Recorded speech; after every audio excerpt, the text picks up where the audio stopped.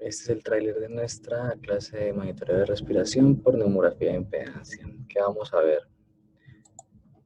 Bueno, hablaremos un poco de cuál es la importancia de la neumografía de impedancia para detectar la frecuencia respiratoria de las personas, especialmente importante en bebés y en ancianos.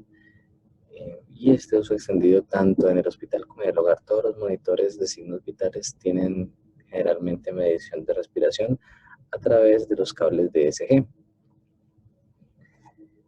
La mecánica respiratoria tiene un proceso de inspiración y uno de expiración, y durante esos procesos el diafragma se expande. Entonces, eh, digamos, lo que nos interesa aquí en esta técnica es medir esa expansión del diafragma y esa contracción del diafragma. Y eso lo logramos mediante una medición de la resistencia al paso de la corriente por parte de esa sección. Normalmente esta técnica se puede hacer con 2 electrodos o con 4 electrodos. Si se hace con 4 electrodos, hay 2 electrodos que sirven para inyectar la corriente y otros 2 que sirven para medir el voltaje. Básicamente tenemos una corriente que es controlada, por eso tenemos aquí esta fuente de corriente controlada, y tenemos un medidor de voltaje. ¿Listo?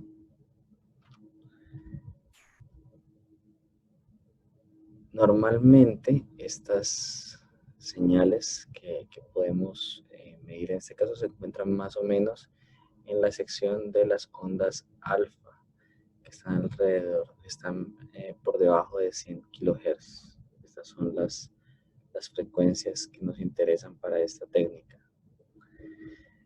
La modulación de la onda se logra de la siguiente manera.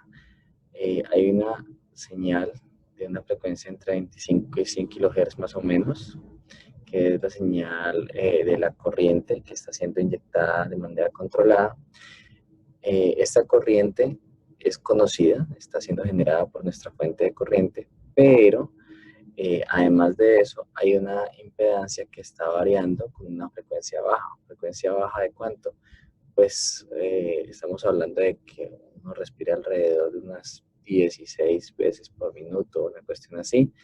Entonces, obviamente estamos hablando de menos de 1 Hz. O sea que mientras esta señal tiene una frecuencia bastante baja, esa tiene una frecuencia bastante alta. Lo que ocurre al sumarse las dos señales, pues es una señal que tiene una frecuencia bastante alta, pero cuya amplitud va variando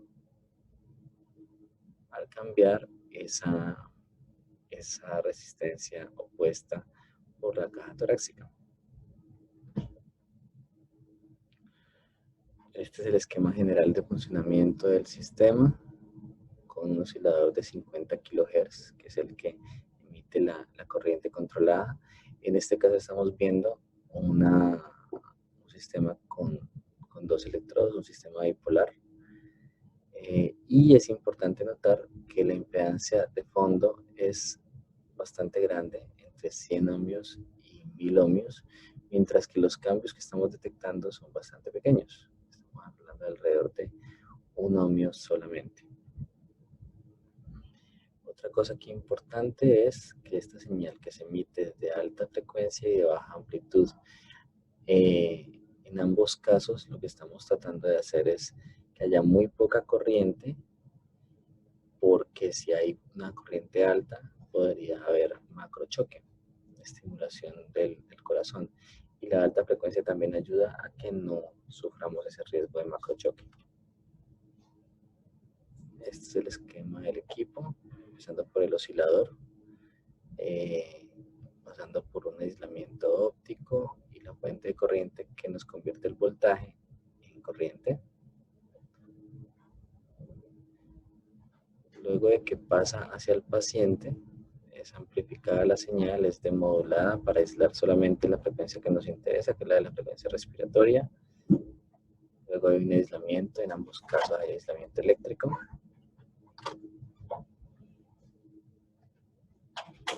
Y el monitor de apnea, lo que se trata es de detectar cuando esa señal se pierde durante periodos largos. Cuando la señal se pierde durante periodos largos, quiere decir que la persona pues, no está respirando o que algo está fallando con el sensor. ¿Quién genera la señal? Es un circuito oscilador. Entonces, esa señal oscilatoria puede obtenerse, por ejemplo, a través de un puente de BIN. Un aislamiento óptico se puede lograr por medio de un optoacoplador, lo cual nos ofrece un aislamiento de alrededor de 3 a 5 kilovoltios. La fuente de corriente, hay diferentes formas de generar una fuente de corriente. Lo más sencillo es utilizar un amplificador de transconductancia, un OTA. En cualquier caso, esta corriente es menor a 100 microamperios. Otra alternativa al OTA es utilizar una fuente de Howland. Y debemos utilizar unos filtros pasabanda para eliminar las frecuencias no deseadas. La señal tiene una primera etapa de amplificación por medio de amplificador de instrumentación y luego pues se amplifica nuevamente por medio de amplificador no inversor, o puede ser también con dos amplificadores inversores. El aislamiento para proteger al paciente, parte del aislamiento para proteger al paciente se logra a través de un amplificador de aislamiento que puede ser por ejemplo, un ISO 122 que tiene barrera capacitiva, y se utiliza filtro para eliminar el ruido de las entradas de alimentación del dispositivo.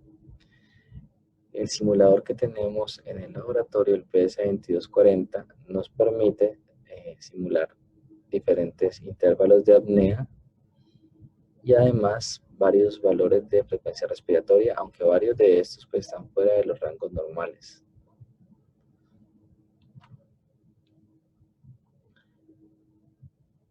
Hay otros métodos de monitoreo de respiración, como por ejemplo utilizar termistores que estando por debajo de la fosa nasal, cuando se les inyecta una corriente conocida, ¿cierto? Y cuando la persona inspira o expira, va a haber un cambio en la temperatura del sensor y entonces eso va a reflejarse como un cambio en la resistencia. También hay monitores de apnea para bebés que se construyen en medio de colchones a partir de que generan la señal a partir de cambios en la capacitancia o en la resistencia cuando el bebé pues respira, porque el peso se redistribuye y el aire por debajo de él dentro del colchón. Eso pues hace que se genere un cambio en la resistencia de un termistor, por ejemplo. O también se pueden tener cargas extensiométricas que miden ese movimiento y pueden, permitir compensar de pronto los cambios generados porque el bebé se desplace. Una forma también bastante sencilla de medir la respiración es por medio de cargas extensiométricas, que puede ser una o dos, dependiendo de si queremos medir solamente una de las respiraciones, si es respiración torácica o respiración diafragmática. Pero también podemos medir las dos utilizando doble sensor. Hay circuitos que tienen incluido, este es un circuito que funciona como un SG, que es el AS1298, es un SG incluido en un chip, ¿listo? Pero esos circuitos que tienen SG en un chip muchas veces también tienen un módulo de respiración. Dos lecturas recomendadas para saber más del tema son estos dos capítulos del libro de Chan.